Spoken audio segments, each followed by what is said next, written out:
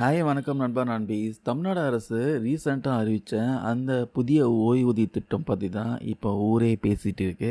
இது எங்களுக்கு திருப்தி தரலை, எங்களை ஏமாற்றிட்டாங்க அப்படின்னு சொல்லி அரசு ஊழியர் சங்கம்லாம் இப்போ போர்க்கொடி தூக்க ஆரம்பிச்சிருக்காங்க. வர ஜனவரி 10ஆம் தேதி ஒரு பெரிய போராட்ட அறிவிப்பு வெளியாகியிருக்கு. அது மட்டும் இல்லாமல் இந்த திட்டம் அரசு ஊழியர்களுக்கு லாபமா இல்லை நஷ்டமா அப்படிங்கிற ஒரு பெரிய பட்டிமன்றமே இப்போ சமூக வலைத்தளங்களில் ஓடிட்டு இருக்கு. வாங்க எல்லாமே டீட்டெயிலாக இந்த வீடியோவில் பார்க்கலாம். முதல்ல போராட்ட அறிவிப்பை பார்த்தலாம். தமிழ்நாடு அரசு பணியாளர் சங்கத்துடைய சிறப்பு தலைவர் ஒரு முக்கியமான அறிக்கையை வெளியிட்டிருக்காரு. அவர் என்ன சொல்லியிருக்காருன்னா, தேர்தல் நேரத்தில் ஓல்டு பென்ஷன் ஸ்கீம் கொண்டு வரும் வாக்குறுதி கொடுத்தாங்க. ஆனால் இப்போ காலம் கடந்து போய் புதுசாக ஒரு திட்டத்தை அறிவிச்சிருக்காங்க. இதில் மாதம் 10% எங்கள் சம்பளத்தில் பிடித்தம் செஞ்சுட்டு அதுக்கப்புறம் 50% பென்ஷன் தருவோம் சொல்கிறது கொஞ்சமும் நியாயம் இல்லை.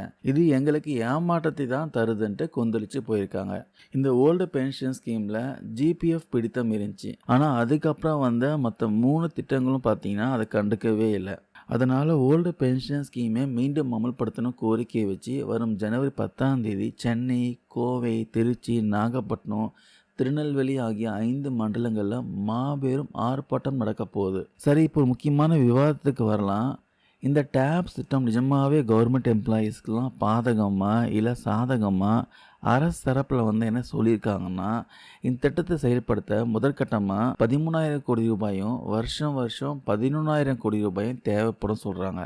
ஆனால் அரசு ஊழியர்கள் மத்தியில் 2 விதமான கருத்து ஓடிட்டுருக்கு. இதில் பாதகம் சொல்கிறவங்க வைக்கிற முதல் குற்றச்சாட்டு பார்த்தீங்கன்னா, 30 வருஷம் கணக்கு, அதாவது முழுசாக 50% பென்ஷன் வாங்கினோம்னா ஒருத்தர் குறைஞ்சபட்சம் பார்த்தீங்கன்னா 30 வருஷம் வேலை பார்த்தாகணும். அப்படின்னா என்ன அர்த்தம்னா, 30 வயசுக்குள்ளே கவர்மெண்ட் ஜாப்பில் சேர்ந்தால் மட்டும்தான் முழு பென்ஷன் கிடைக்கும். லேட்டாக சேர்ந்தால் 50% பென்ஷன் கிடைக்க வாய்ப்பே இல்லை, அது கம்மியாக தான் கிடைக்க வாய்ப்பு இருக்குது.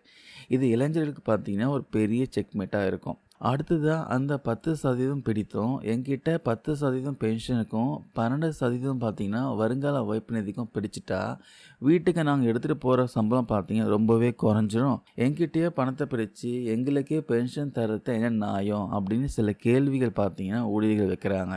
அது மட்டும் இல்லாமல் இந்த சிபிஎஸ் திட்டத்தில் ரிட்டையர்மெண்ட் ஆகிறப்போ ஒரு மொத்த தொகை பார்த்தீங்கன்னா கையில் கிடைக்கும். இதில் அது வருமா வராதான்னு தெரியல. ஆனால் இன்னொரு பக்கம் பார்த்தீங்கன்னா இதை நாங்கள் வரவேற்கிறோம் சொல்கிறோம் ஒரு கூட்டமும் இருக்குது. ஏன்னா இப்போ இருக்கிற சிபிஎஸ் திட்டத்தில் மார்க்கெட் நிலவரப்படியெல்லாம் பென்ஷன் கிடையாது, ஒரு உத்தரவாதமே இல்லை. ஆனால் முதலமைச்சர் அறிவித்த இந்த புதிய திட்டத்தில் வாழ்நாள் முழுக்க கடைசி சம்பளத்தில் 50% பார்த்தீங்கன்னா பென்ஷன் கன்ஃபார்ம். அது மட்டும் இல்லாமல் விலைவாசி ஏற ஏற டிஎன்எஸ் அலவன்ஸும் ஏறும். இது ஒரு பெரிய பாதுகாப்பு தானேன்ட்டு அப்படின்னு ஒரு ஆதரவு தெரிவிக்கிறவங்க இருக்காங்க. ஆக மொத்தம் மக்களே, கவர்மெண்ட் ஆர்டர் முழுசாக வெளியானதுக்கு அப்புறம் தான் இந்த திட்டத்தோடைய முழு ரூபம் என்னன்னு தெரிய வரும். அது வரைக்குமே இந்த விவாதம் பார்த்தீங்கன்னா ஓயவே ஓயாது போல். ஜனவரி 10ஆம் தேதி நடக்கிற போராட்டம் பார்த்தீங்கன்னா அரசுக்கு ஒரு பெரிய அழுத்தத்தை கொடுக்கும்னு எதிர்பார்க்கலாம். நீங்கள் என்ன நினைக்கிறீங்க? 10% பிடித்தம் செஞ்சு 50% பென்ஷன் தரத்தை சரியா? கமெண்ட்ஸில் உங்கள் கருத்துக்களை பதிவு பண்ணுங்கள். தேங்க்யூ நண்பீஸ்.